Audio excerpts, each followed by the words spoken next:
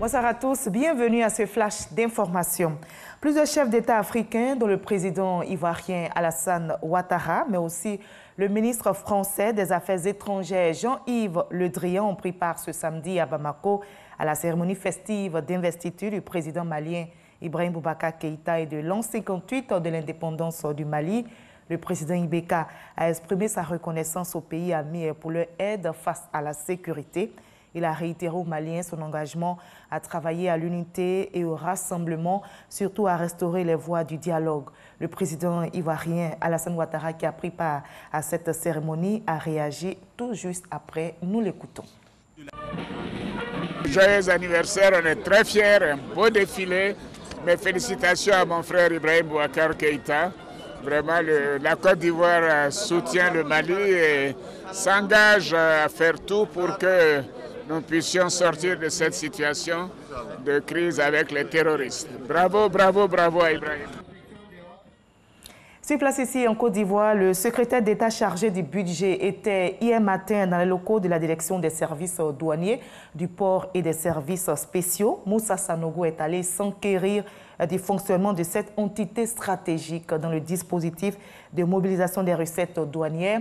Rappelons que pour l'exercice budgétaire 2018, les objectifs de recettes fixés à l'administration douanière s'élèvent à plus de 1803 milliards de francs CFA.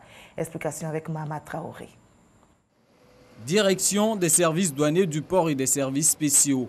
Elle est au cœur de toutes les procédures de dédouanement des marchandises transitant par le port autonome d'Abidjan. À elle seule, cette direction génère 75 milliards de francs CFA de recettes douanières par mois.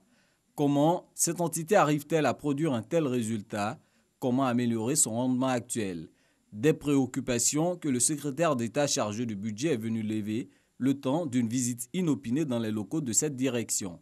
Le point de départ de la prise en charge des marchandises,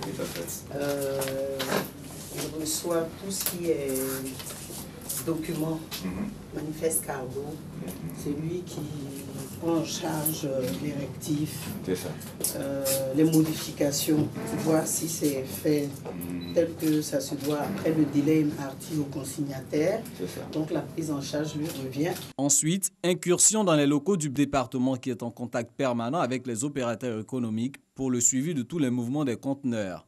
Pour la dernière escale de sa visite, Moussa Sanogo s'est rendu sur l'aire de dédouanement des marchandises. Les usagers des services douaniers ont des attentes de plusieurs ordres. Bien sûr, ils veulent que la prise en charge de leur dossier aille plus vite et c'est à cela qu'on s'attelle.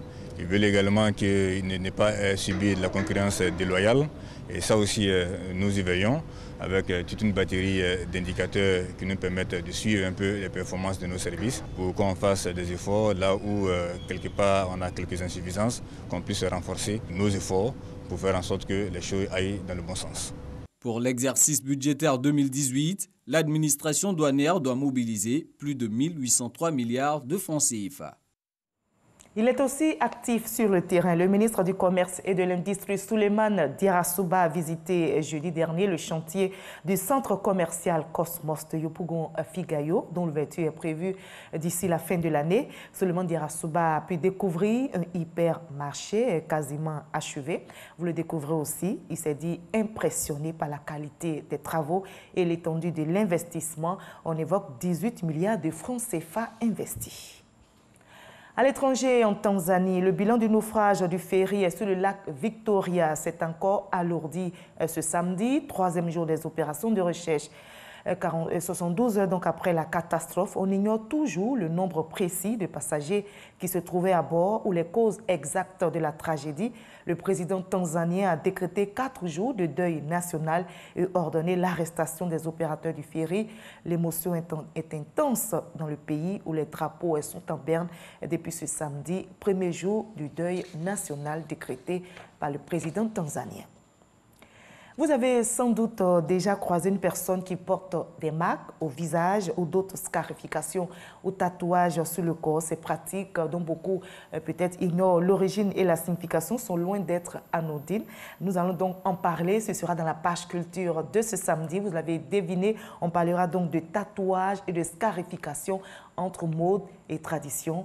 que retenir et nous aurons un invité. Il s'agit donc du professeur Yao Léopold. Il est socio-anthropologue à l'université Félix Houphouët-Boigny de Cocody à Abidjan. On va se retrouver à 20 h pour décrypter ensemble toute cette actualité. À tout à l'heure.